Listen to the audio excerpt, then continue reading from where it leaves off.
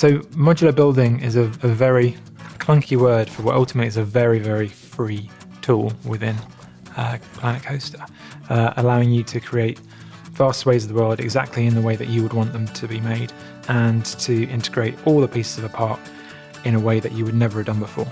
You know, your guests will notice that and they'll appreciate that. So your park will be noticeably different and more successful than one that's just barren and it's just rides and it's just shop shells. Traditionally, we kind of talk about creators playing this game. Or, you know, are you a creator? Are you a manager? Are you there's other things? In this, it teases all of those people to actually enjoy using the building tools. You might build your roller coaster first, you might build your scenery first, and you end up with these two separate items. And you look at them and your brain just makes this connection and goes, what if I made them part of the same thing?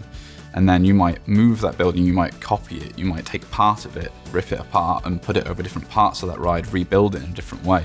And every time you look at your ride and reconsider it, you might change something. And you get to continually improve on what you've built in a very sort of piece by piece way. That is the big challenge. Any Planet Coaster-like game, those games that deal with lots of systems, all want to build on top of each other, and they're all user-generated content.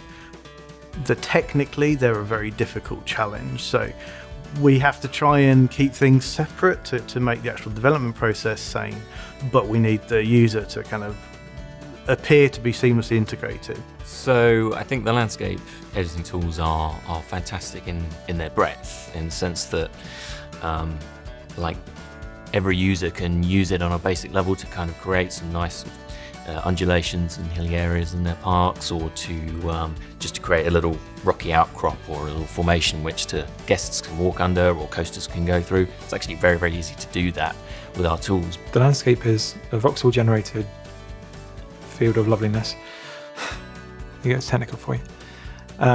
And each voxel, the voxel scale is a meter, which in our game is actually, that's really quite well detailed.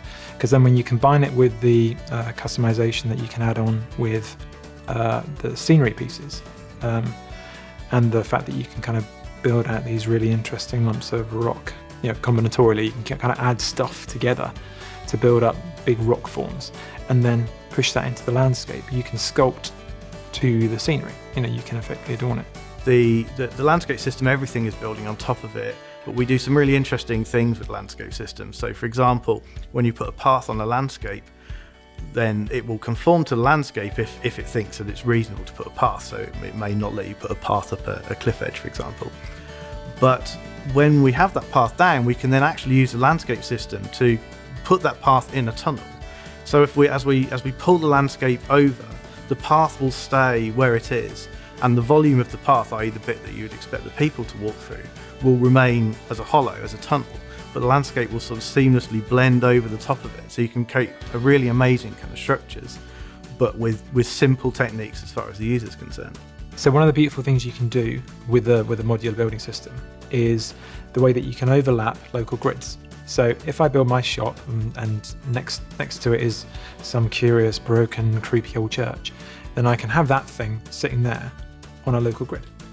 Then I can intersect another grid and start building off an angle. So if I wanted to make it look like half it had fallen down, or actually I've got a wall which is connecting around my spooky graveyard or whatever, I can do exactly that because I can intersect the local grids, which makes grid building simple, but actually makes the complexity quite deep. You know, you can build some really beautiful stage spaces which are conforming to a local grid, but actually look quite freeform.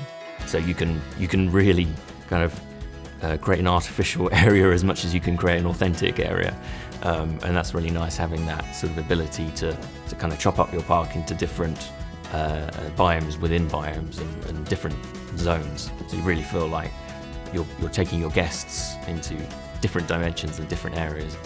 You can reuse scenery. So if you have two rides and you put a piece of scenery between the two of them, both those rides consider that scenery. So from a game perspective, you saved money by building one scenery item that two rides have used.